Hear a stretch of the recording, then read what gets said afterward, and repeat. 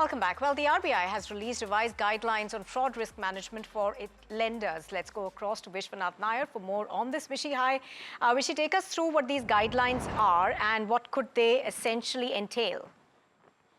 Right, Nupur. So the guidelines that are coming in from the RBI are the master directions on how exactly banks and other lenders should deal with fraud accounts, whether it be classification of fraud or whether it be uh, dealing with those accounts once that classification is completed.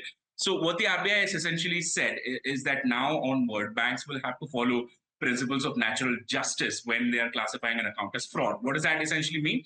Well, once the bank detects that there is a fraud in a certain account, they must go out and conduct an audit of that account, try and find out the reasons behind that fraud, then give potential time to borrowers on responding to the allegations that have come up during an audit.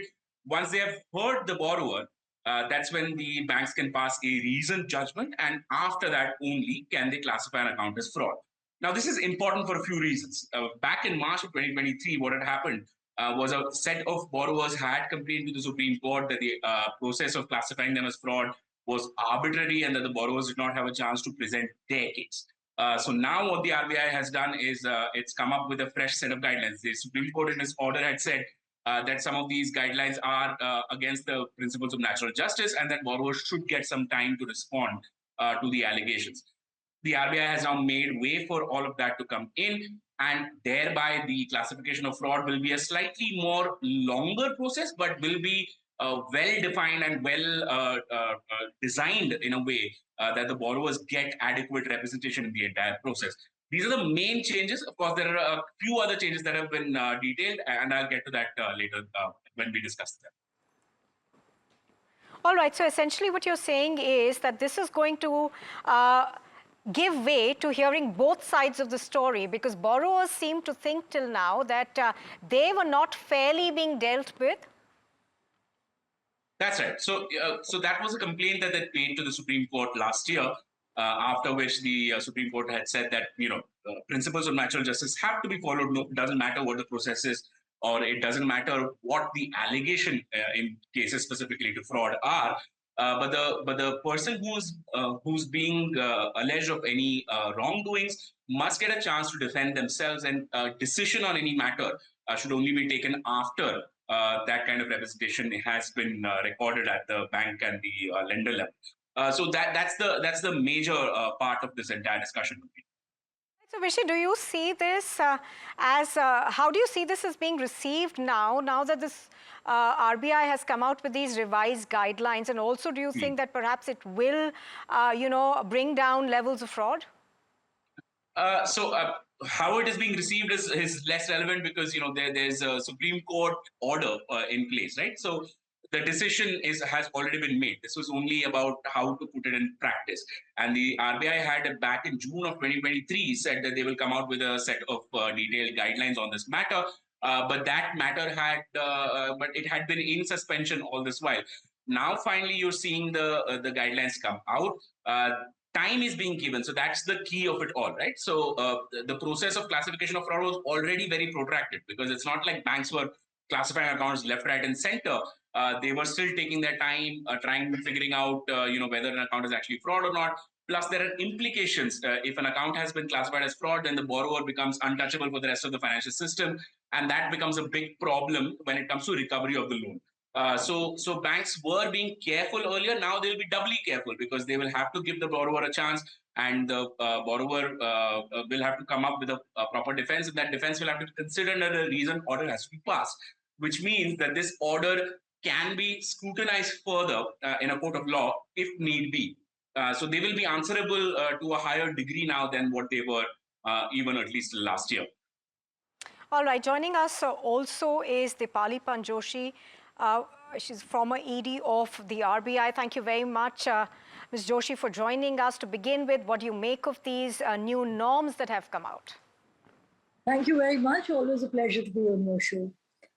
It's very simple. The RBI issues master directions every year around the month of July, where it looks at all the instructions, weeds out those which are irrelevant and makes a more comprehensive and cohesive document. The second thing is that the RBI is moving towards harmonization of regulations. So, all financial institutions, RRBs, housing finance companies, urban cooperative banks, and the non-bank financial sector, in sum, the entire financial sector will now be governed by these rules on fraud management. This is a principle-based move, and it is to strengthen the rule of the board, the role and the rule of the board in corporate governance and in risk management. And it advocates a very robust internal framework for all the regulated entities. Now, as we just discussed, that the Supreme Court had in an order said that we must follow the principles of natural justice in a case between the SBI and the plaintiff Rajesh Agarwal. Now, what are these principles of natural justice where fraud is concerned? One, we can't just keep it in limbo. There has to be a timeline within which the issues have to be sorted out. And the rules on fraud have to be made very transparent and very clear.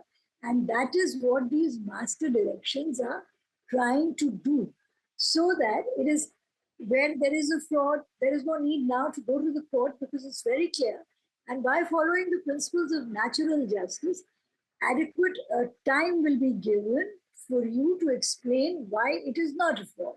If the RBI says this is a fraud, and the RBI also insists that the companies must have careful monitoring and screening processes in place so that they can avoid moral hazard.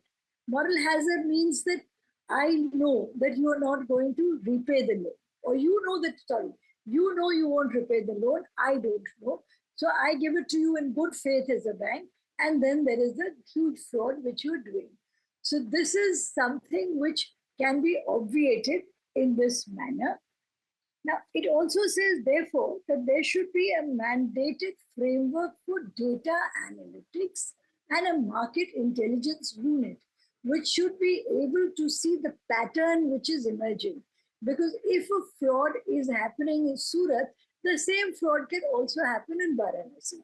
So you have to be very cautious and alert as bankers and find these underlying patterns through the use of artificial intelligence, data analytics, and all the tools at your disposal now.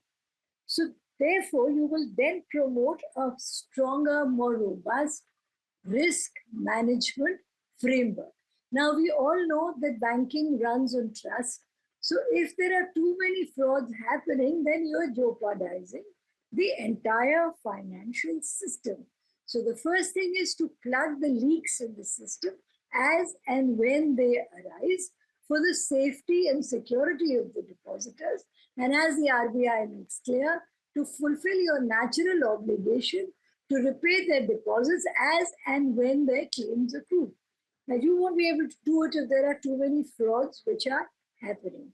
So this data analytics and market intelligence and the role of governance of the board of these institutions becomes very, very important.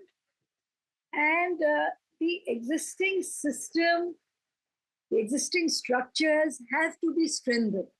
And this is the objective of all the master directions. These master directions, incidentally, consider 36 circulars as obsolete. Because if there are too many circulars floating around, Right. there is room for arbitrage. So there has to be one uniform set of guidelines which is intelligible to the banks, to the borrowers, and enforceable by the board of the banks. So this is the whole idea behind the master directions, which have Right. now Dr. come out. Joshi. So there's no need to panic. The only thing I want to emphasize is there's absolutely no need to panic. For the borrowers, Yeah. it's a win-win because principles of natural justice will prevail. Sure. For the banks, it's a win-win because there's a clear-cut roadmap laid down. And for the board, it's a necessary alert that you have now to Right. be very cautious. And it Right. depends on you. So the responsibility now lies squarely with the governance structures, and that includes the board of the bank. Yeah, Dr. Joshi, just one quick question. In the previous iteration of these guidelines from 2016 and 17, later, there was a mention of a coordinated action from the lender side. Especially in cases where there's consortium lending or multi-bank lending, there was a need to have a more coordinated sort of fraud classification system. Of course, individual lenders have to do their own checks, but if one lender in the consortium has classified an account as a fraud, then it was incumbent on the other lenders to at least go out and look at their books. In the latest iteration, however, the RBI stopped itself saying that individual lenders have to take their own calls. They've not talked about this coordinated action specifically. So, do you think that the burden of action now is moving away from a consortium to maybe individual lenders and their exposures to these borrowers? No, the question is split into two. One is, are we talking of consortium lending? When we are talking of consortium lending, you see, what's sauce for the goose is sauce for the gander. So Right. consortium lending necessarily implies a coordinated view.